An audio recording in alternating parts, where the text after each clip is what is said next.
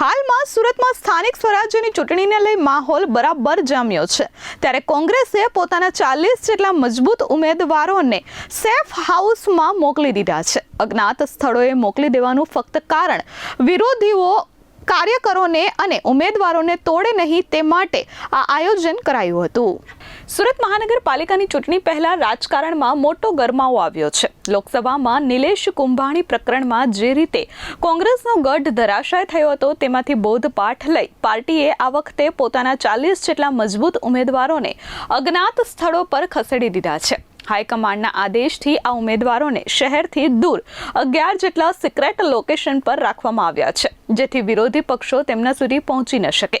જે ઉમેદવારોને અજ્ઞાત સ્થળે લઈ જવામાં આવ્યા છે તેમને કડક સૂચના આપવામાં આવી છે કે તેઓ પરિવાર કે અન્ય કોઈ પણ વ્યક્તિ સાથે વાતચીત નહીં કરે।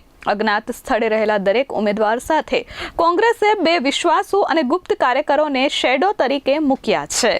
અમારા ઉમેદવારો સુરક્ષિત છે, અમારા કાર્યકર્તાઓના સંરક્ષણમાં છે, તેઓ પ્રચાર કરી રહ્યા છે, ગ્રુપ મીટિંગ કરી રહ્યા છે ખૂબ સારી રીતે। સરકાર જે રીતે જાણી ગઈ છે કે સુરત શહેરની ચૂંટણીમાં તેઓ હારી રહ્યા છે, ત્યારે તેઓએ પોલીસ તંત્રને કામે લગાડ્યું છે। પોલીસ તંત્રની અંદર જે એસઓજી નામનું જે સ્પેશિયલ ઓપરેશન ગ્રુપ હોય છે, તેઓનું કામ અતિ દેશદ્રોહી આતંકવાદીઓ, ડ્રગ ડીલરો અને એવા ગંભીર ગુનેગારોને પકડવા, પણ તેઓ અત્યારે કોંગ્રેસ પાર્ટી અને વિરોધ પક્ષની પાછળ લાગી છે। એ શરમજનક વાત છે, કારણ કે તેઓ જે રીતે સરકારનું કામ કરી રહી છે, તમે ચૂંટણી પંચની ઓફિસમાં જોશો તો આ અધિકારીઓ સાદા કપડામાં સરકારી હથિયાર, દંડા અને ખૂબ મોટો સ્ટાફ લઈને આવી હતી।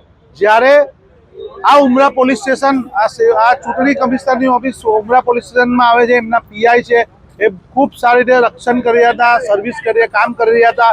એમને વધારે સ્ટાફ જોઈતો હોય તો હેડક્વાર્ટરમાંથી મંગાવી, પણ જે રીતે આ લોકો એસઓજી અને ડીસીપીનો ઉપયોગ કરી અને લોકો વચ્ચે જે ભયનો માહોલ ઊભો કરી અને કાર્યકર્તાઓને દબાવવાની કોશિશ કરી રહી છે, તેની સામે કોંગ્રેસ પાર્ટી ચૂંટણી પંચને પણ ફરિયાદ કરી છે, તેમને વાત કરી છે, પણ આ પોલીસ તંત્રના પોલીસના દંડાના જોરે